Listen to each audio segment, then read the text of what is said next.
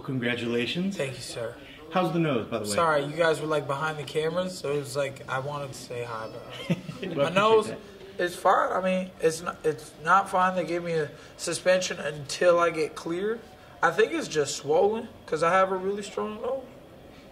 Well, you have I have a really strong face. Like I can take shots like a motherfucker.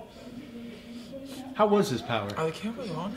Yeah, we're going, baby. Oh, we're interviewing? We're going, baby. I didn't know. I was just talking. No, I know he had power, man. I'm sure he did. I mean, top 15.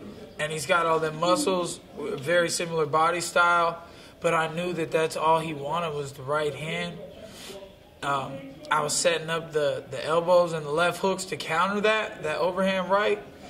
And that's what finished the fight for me. So, I mean, I was never worried about his power. It's just when he took me down, I was trying my best not to get hit because that's the name of the game, right? Try not to get hit. And I think I was pretty successful. He got a couple ricochet shots on the way up when I was getting up, but I got up easily, fast, and got right back to the fight.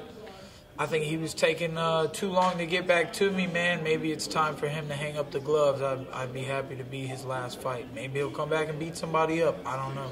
When you were envisioning this fight in training camp, did you imagine knocking Jake Ellenberger out? Absolutely. I mean, that's 10 KOs. Did you imagine knocking him out, though, in that fashion? Because that was one of the more brutal knockouts you'll see. Yes, I did. If you look in the first round when he threw the overhand right, I tried to duck it and throw the right elbow at the same time to make him run into it because I've been setting that up. And it just missed. It might have clipped him or hit his shoulder or something. And I've also been setting up the left hook. And not everything I throw, I try to touch him a little bit to set up my power shots. But when I throw power, man, people go down. That's the way it's always been.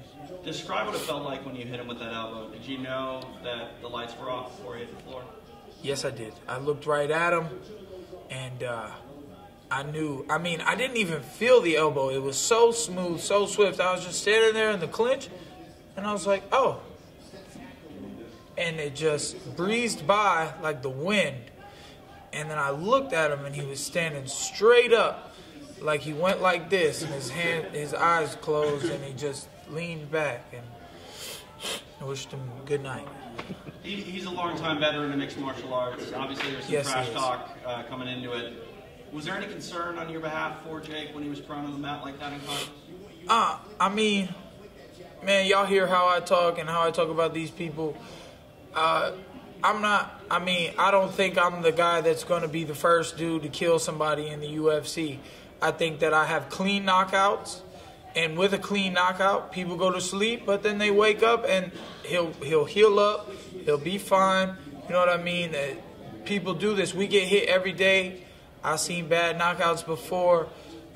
If that were to happen, man, I mean, I always pray for my protection, their protection, but I pray for victory too. You know, I got to win, so that's how I win. That's how I do it. At the end, you had went over to the camera and you mentioned something like, you either predicted it was to be the elbow or maybe you've been talking about the elbows. What was that you said? That's exactly what I've been training to do. I said I've been setting those things up.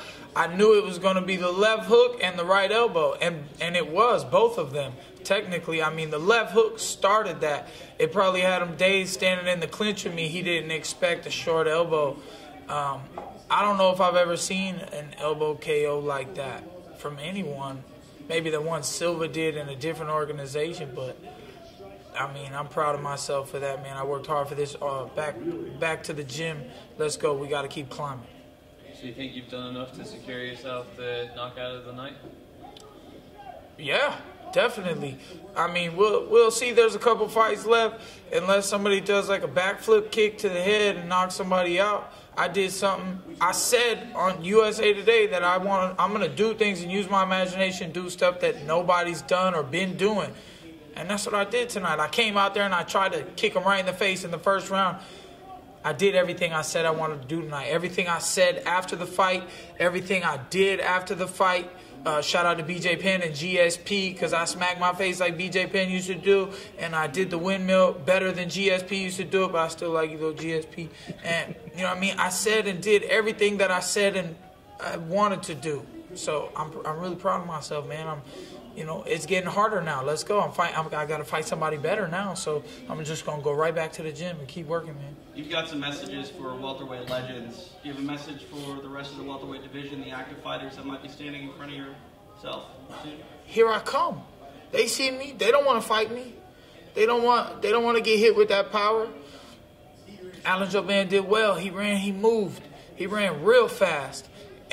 But you know what? I went in that fight with a game plan, and I usually don't do that. My game plan is usually I don't know. I was trying to be a different type of fighter in that fight.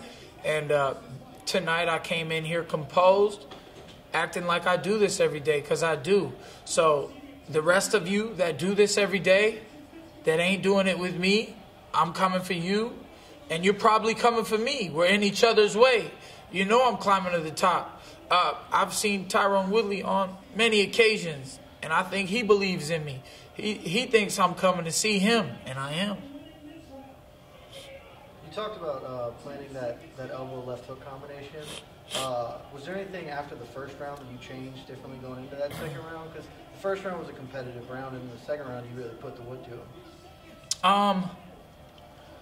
No, it's just I really got warmed up in the first round, moving around and stuff like that, and the range.